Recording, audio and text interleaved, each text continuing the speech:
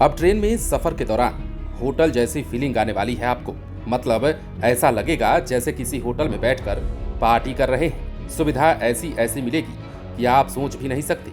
आराम से बैठकर खाइए, फिर एसी में पलंग वाले गद्दे जैसे बेड पर जाकर सो जाइए या फिर मोबाइल चलाइए। अगर नहीं समझे तो रेल यात्री हम आपको समझाते हैं। दरअसल बात हो रही है वंदे भारत ट्रेन की, जिसमें अब तक बैठकर कुर्सी पर सवारी करते तो आपने देख लिया होगा, लेकिन अब जो आने वाला है या फिर यूं कहें कि अब जो आ रहा है उसे देखेंगे तो और भी खुश हो जाएंगे। भारतीय रेलवे द्वारा लगातार वंदे भारत के नेटवर्क को बढ़ाने का काम किया जा रहा है।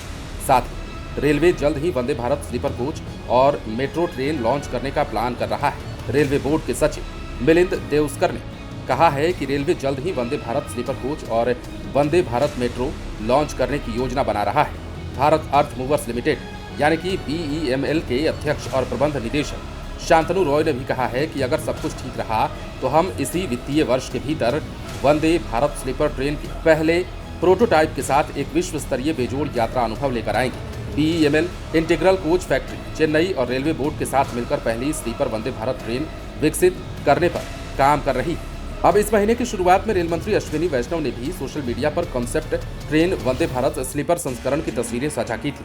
प्रत्येक Vande Bharat express sleeper train को 160 किलोमीटर प्रति घंटे की स्पीड से दौड़ाने के लिए डिजाइन किया जाएगा।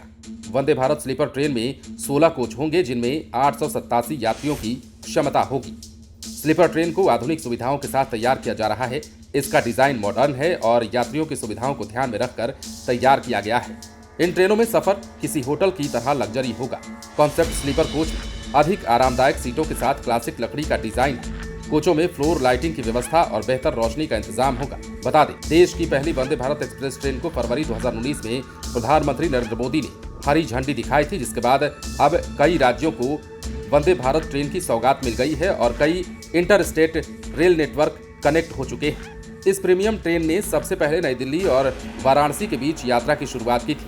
देश के विभिन्न राज्यों में वंदे भारत ट्रेन की कनेक्टिविटी होने से टूरिज्म को भी काफी हद तक बढ़ावा मिला है और वंदे भारत ट्रेन के कई राज्यों में परिचालन होने की वजह से यात्रियों को इसका काफी फायदा भी मिल रहा है। यात्री अब पहले से ज्यादा आनंदित होकर और पहले से ज्यादा सुविधा का अनुभव कर रहे हैं। अब देखना है कि भारतीय रेलवे जो दावा कर रहा है वो कब तक पूरा कर लिया जाता है। और जैसे ही यकीन मानिए वंदे भारत स्लीपर कोच की शुरुआत होगी, मतलब कि वंदे भारत में जैसे ही स्लीपर कोच की सुविधा शुरू कर दी जाएगी, वैसे ही यात्रियों को बड़ा लाभ और बड़ी सुविधा मिलने वाली है। बन रहे लाइव सिटीज के साथ।